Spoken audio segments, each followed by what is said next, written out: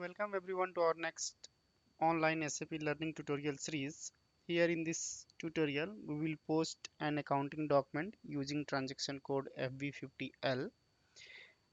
FB50L is the transaction code used for general ledger account posting to a specific ledger group. So let's try here. Go to transaction code FB50L,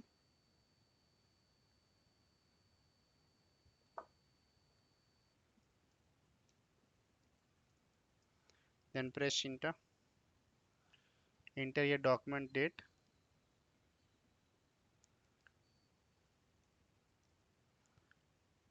bill reference number. If you want to add here the document header text, you can enter ledger group in which you want to post this document. I am posting in 0L and the GL account here, debit and credit.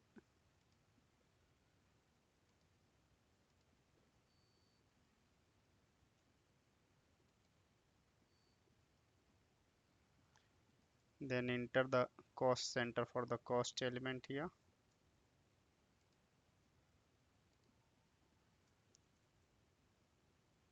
And profit center for the cash account.